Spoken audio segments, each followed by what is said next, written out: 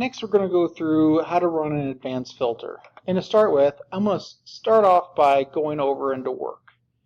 Like I've shown you before in the previous training module, there are 23,000 tasks once I add in all the tasks. But one of the things that's really good to know is what tasks are in my court or have been assigned to me. So that's something I kind of keep in mind for a variety of different reasons. So I will click on the lightning bolt, hit assignments, and then I can also do I can put the labor ID, and then is, and what I'll do is I'll just type in Smith, and there, look at all the Smiths that are in there, but I'm looking for just me. So I am Nick Smith, so it'll return me back. So as you can see, I actually only have currently one record that is assigned to me at this point in time. So this is an example. So you'll see here that as somebody else assigns things into your court, then this is a nice little filter to have. So I can say, remember to, you always want to rename your filter after you create it.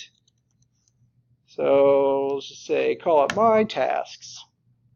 So as somebody puts it into your court, this number, assignments into your court, this number will go up or go down.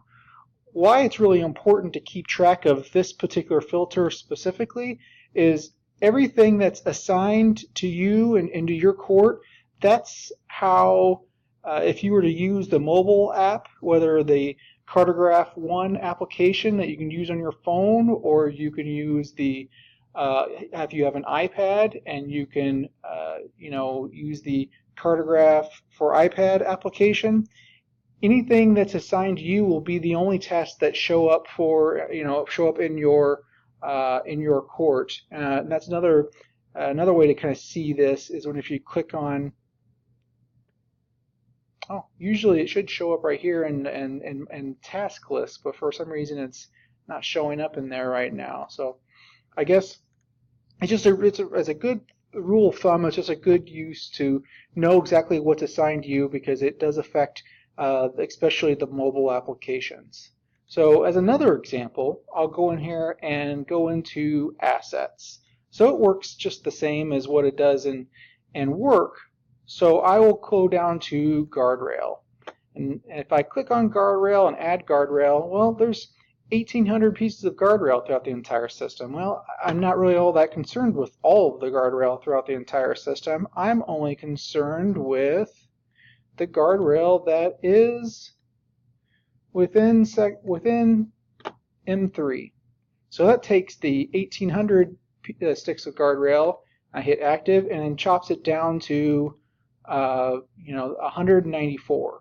So this is one good way to figure out where things are. Now you can make an even more complex filter. It can be as simple as this or as complex as you like, and all you have to do is you can either add the plus button here and say and then you can find something else. So it really depends. So maybe I'm only interested in things that are going in a certain direction. So M3 and is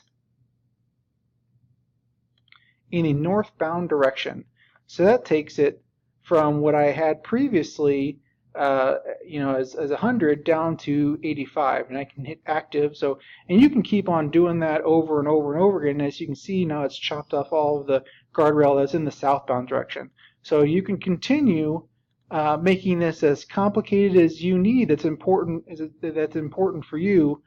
I can keep adding a variety of different metadata that's associated with this piece of guardrail until it's something that's most efficient for your need.